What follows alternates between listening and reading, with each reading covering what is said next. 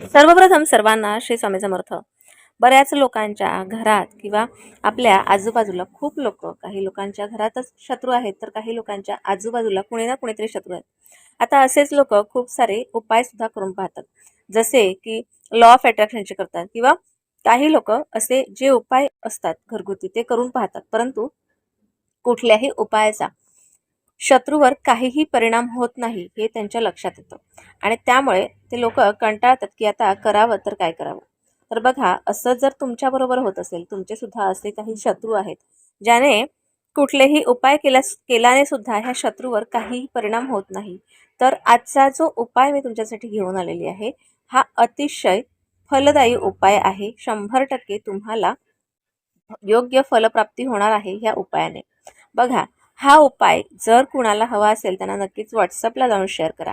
आता आजचा जो उपाय आहे तो इतका महत्त्वाचा आहे. आपल्याला माहिती आहे आपल्या किचनमध्ये मीठ, हळद हे काही जे काही मसाले असतात ते मसाले आपल्याला खूप काही फायदे करून देत असतात, परंतु त्याचे फायदे कसे करून घ्यायचे हे माहीत असायला हवं. आणि त्याचमुळे तुमच्याबरोबर मी बरेचसे व्हिडिओ असे शेअर करते जे किचनमध्ये आपले काही ना काहीतरी मसाले असतात, ते मसाले वापरून आपल्याला काही उपाय करायचे असतात. त्याचप्रमाणे आजचा जो उपाय आहे हा मीठ आणि हळद घेऊन आपल्याला उपाय करायचा आहे.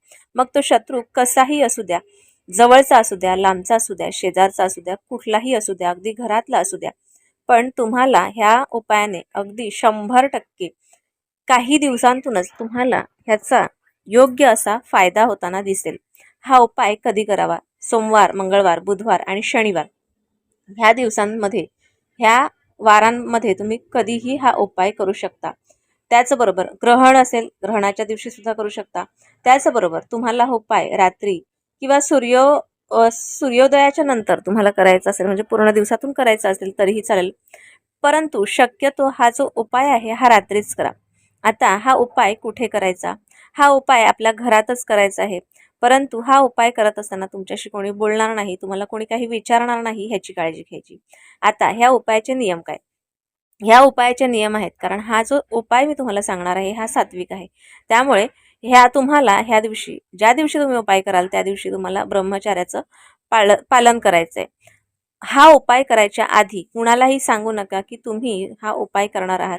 त्याचबरोबर तुम्ही हा उपाय केलाय हे सुद्धा कोणाला सांगू नका. जेव्हा केव्हा तुम्हाला हा उपाय फायदेमंद ठरेल त्यावेळेला तुम्ही हा उपाय केलाय असं तुम्ही लोकांना सांगू शकता, नाहीतर तुम्ही हा व्हिडिओ सुद्धा शेअर करू शकता.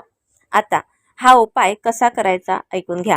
आता आपल्याला काय करायचं आहे, आपल्या घरातच बघा, आपल्या घरातच कुठल्याही अशा ठिकाणी बसा जिथे शांतता असेल, अतिशय शांतता पाहिजे, कारण आपलं मनसुद्धा, चित्तसुद्धा एकाग्र हवं आहे, कारण आपल्याला सुद्धा शत्रूने खूप त्रास दिलेला आहे. आता ह्या शत्रूसाठी आपण शत्रुनाशासाठी उपाय करणार आहोत. त्यामुळे उपाय करण्याची जी दिशा आहे, म्हणजे आपला जो चेहरा येणार आहे ज्या दिशेला, ती दक्षिण दिशा आहे. ही दक्षिण दिशा खूप महत्त्वाची आहे. ज्यावेळेला आपण शत्रुनाशासाठी उपाय करतो त्यावेळेला दक्षिण दिशा खूप महत्त्वाची ठरते. आता तुम्ही इथे एखाद छोटासा कपडा घ्या, बसण्यासाठी आसन घ्या तरीही चालेल, देवघराच्या समोर बसून केला तरीही चालेल, परंतु चेहरा हा दक्षिणेला असायला हवा ह्याची काळजी घ्या. आपल्या घरातलंच 1 चमचा भरून मीठ आणि चमचा भरून हळद घ्या. ह्याच्यात प्रमाण थोडं तुम्ही कमी करू शकता, गरजेचं नाही, परंतु मी एक सांगते, 1 चमचा मीठ आणि 1 चमचा हळद तुम्ही घ्यायची आहे. उजव्या हातात घ्या किंवा डिशमध्ये घ्या तरीही चालेल. आता तुम्हाला काय करायचं आहे, एखाद्या पेपरवर घेतली तरीही चालेल. आता तुम्हाला ज्या शत्रूने खूप त्रास दिलेला आहे, तुम्हाला कुठला त्रास त्या शत्रूमुळे झालेला आहे ते तुम्ही लक्षात आणा. तो त्रास तुम्ही तुमच्या डोक्यात आणा का तुम्हाला एवढा त्रास झालेला आहे. त्यानंतर त्या शत्रूचं 108 वेळेला नाव घ्यायचं आहे. जर तुम्हाला त्या शत्रूचं नाव माहिती असेल तर त्यात तुम्ही शत्रूचं नाव घ्या. त्यानंतर नाहीच नाव माहिती नसेल तर शत्रुनाशाय, सर्व शत्रुनाशाय, सर्व शत्रुनाशाय, सर्व शत्रुनाशाय असं 108 वेळेला म्हणा. त्यानंतर हे जे मीठ तुम्ही घेतलेलं आहे, हे मीठ तुम्हाला आपल्या घरात, जर का तुम्हाला जे आपण जिथे भांडी घासतो त्या सिंकमध्ये टाकलं तरीही चालेल, किंवा तुम्ही आजूबाजूला कुठे तुमच्या गटार असेल, खराब पाणी वाहत असेल तिथे टाकलं तरीही चालेल. टाकण्याच्या आधी 7 वेळेला आपल्या डोक्यावरून हे उतरून घ्या आणि त्यानंतर हे मीठ वाहत्या पाण्यात किंवा सिंकमध्ये टाकून द्या. तर हा जो उपाय आहे हा ज्या वेळेला तुम्ही मीठ टाकून देत असाल हातातून किंवा डिशमधून किंवा कागदातून, त्यावेळेला सर्व शत्रू नाशाय म्हणत तुम्ही हा उपाय पूर्ण करू शकता आणि शत्रू तुमच्यापासून लांब झालेला आहे ही भावना तुमच्या मनात ठेवा. मीठ आणि हळद ज्या वेळेला तुम्ही पाण्यात घालता त्यावेळेला मागे न पाहता सरळ घरात या आणि घरात येऊन स्वच्छ हातपाय धुवा. इथेच हा उपाय संपलेला आहे.